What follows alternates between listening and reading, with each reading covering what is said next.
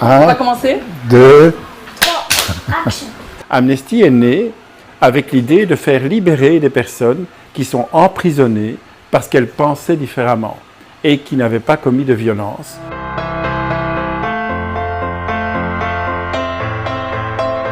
Nous sommes à Evere, à l'école Claire-Vivre, en classe de 6e. Nous recevons aujourd'hui Philippe Hensmans, qui est le directeur d'Amnesty International Belgique francophone. Qui a créé Amnesty International? Alors au départ, c'est Peter Benenson. Peter Benenson, c'était un Anglais, avocat, qui était déjà engagé sur des questions de droits humains. Il avait défendu déjà des gens, notamment en Pologne. À l'époque, il faut se rappeler que, enfin, vous ne le savez peut-être pas, à l'époque, l'Europe était coupée en deux. Il y avait d'un côté, ce qu'on appelait, il y avait derrière le rideau de fer, il y avait tous les pays communistes, et puis il y avait les autres pays, dont la Belgique, l'Angleterre, etc. Et il avait défendu des personnes qui étaient injustement détenues sous la dictature russe de l'autre côté du rideau de fer. Et alors un jour, il s'est levé, comme tous les jours, il a acheté le journal avant d'aller au boulot. Il a ouvert le journal, et c'est là qu'il s'est rendu compte qu'il y avait 2 étudiants au Portugal qui avaient été mis en prison simplement pour avoir levé leur verre à la liberté.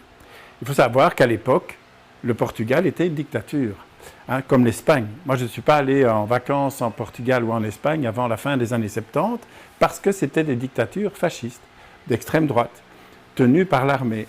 Et donc, il a fallu attendre que le régime, que des lieutenants portugais renversent le régime pour rétablir la démocratie. En attendant, pendant des années, il y a un tas de gens qui se sont retrouvés en prison simplement pour avoir dit « moi je veux la démocratie, moi je veux avoir le droit de m'exprimer librement ». Et c'est ce que ces 2 jeunes avaient fait. Ils avaient levé leur verre dans un café à la liberté et à la démocratie. Ils ont été arrêtés, mis en prison, sans procès. Il a lu ça et il a dit « eh bien, je vais à l'ambassade du Portugal pour respecter ».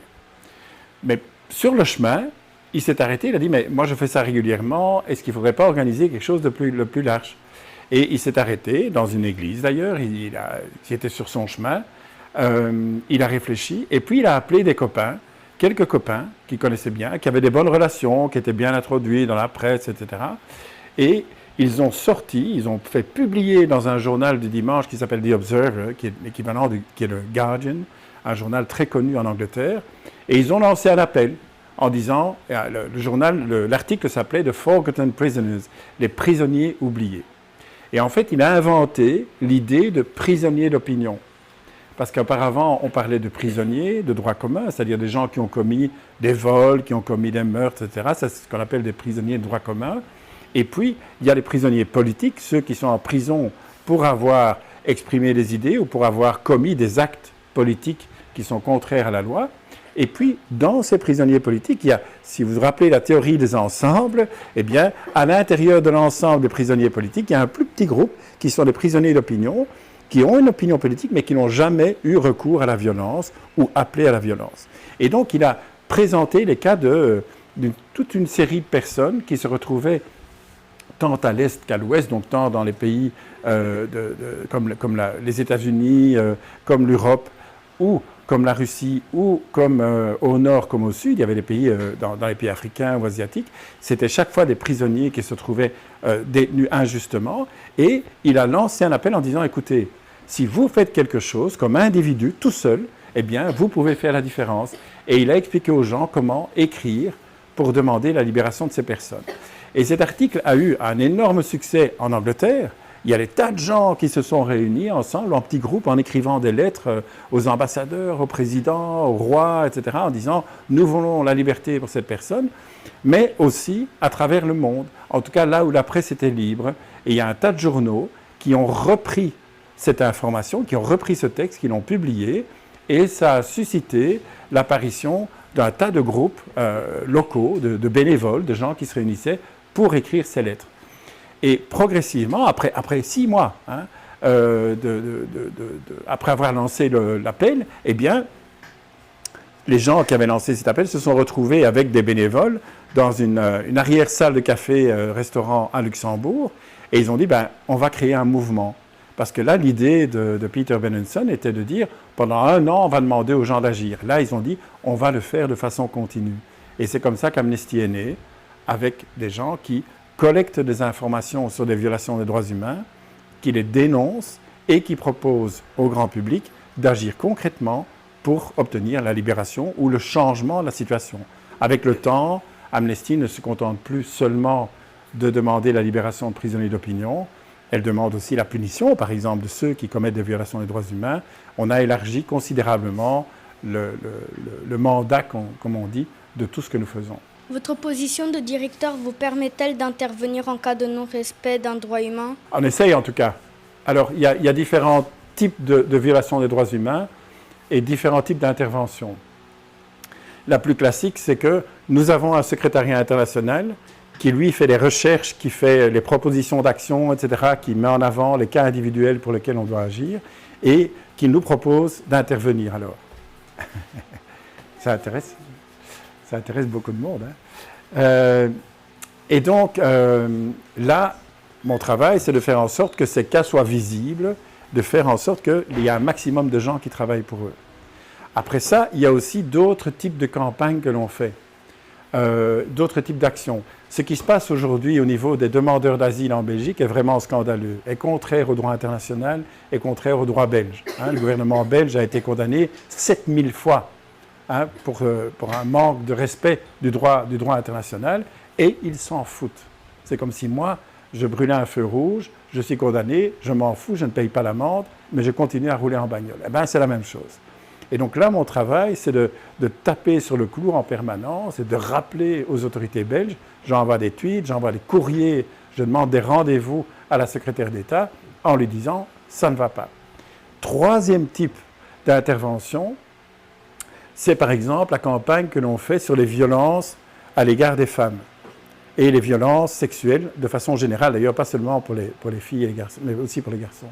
Et donc en 2004, on a lancé une campagne très très importante sur les violences conjugales, les violences à la maison, et on a obtenu en 2 ans toute une série de résultats assez extraordinaires, un numéro vert, la formation des policiers, enfin un tas de trucs comme ça, de telle sorte qu'à la fin de 2 ans après le lancement de la campagne, il y a la responsable d'une des plus anciennes organisations de femmes qui est venue nous trouver en disant « Vous avez obtenu plus en 2 ans que nous en 100 ans. Hein ». Mais on était très fiers de ça et en même temps, on continue le travail parce que c'est jamais fini. Voilà, voilà les 3 types d'interventions que je fais, soit sur des cas individuels ou des campagnes qui sont lancées par le secrétariat international, soit sur des situations qui prévalent en Belgique et qui existent en Belgique et sur lesquelles on doit intervenir, ou alors sur des thématiques comme la violence à l'égard des femmes, ou sur les ventes d'armes, par exemple. La Belgique, la Wallonie vend des armes à l'Arabie Saoudite, qui est un pays qui viole massivement les droits humains. Et donc, nous, il y a des lois qui interdisent ça normalement, et donc on se bat en permanence pour obtenir que la Wallonie respecte son propre droit. Pouvez-vous nous citer quelques grandes victoires d'Amnesty International dans le monde? Alors, il y a des choses qui sont tout à fait visibles. Je pense ici notamment à la Convention des Nations Unies contre la torture. C'est une des premières grandes victoires au niveau des textes internationaux. Il faut savoir que Amnesty travaille, et beaucoup d'organisations, quand elles ont des critiques à faire auprès de gouvernements, elles utilisent le droit international.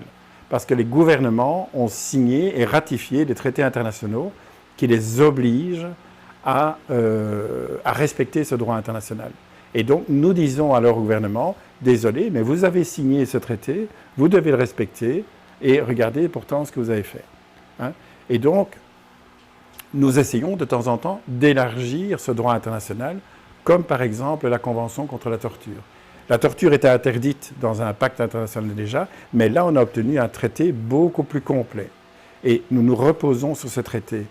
Par exemple, lorsque on travaille sur les prisons belges, eh bien, on se réfère à la Convention contre la torture.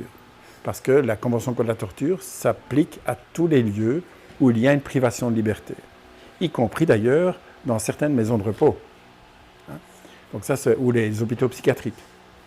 Et donc, ça, c'est une des grandes victoires, c'est d'avoir obtenu ça. L'autre grande victoire, c'est le traité des Nations Unies sur le commerce des armes.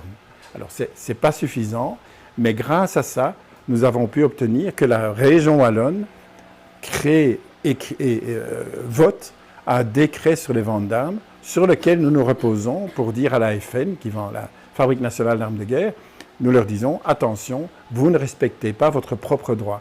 Donc vous voyez, ce sont des éléments sur lesquels on se bat. Dernière chose importante au niveau des traités et des institutions, c'est la Cour pénale internationale. Parce qu'il y a des traités qui interdisent au gouvernement de faire des choses, mais il n'y avait pas de moyen de punir ceux qui ne respectaient pas. Hein, et donc, ils pouvaient se permettre de faire à peu près tout et n'importe quoi, un peu comme le gouvernement belge pour le moment avec les décisions judiciaires.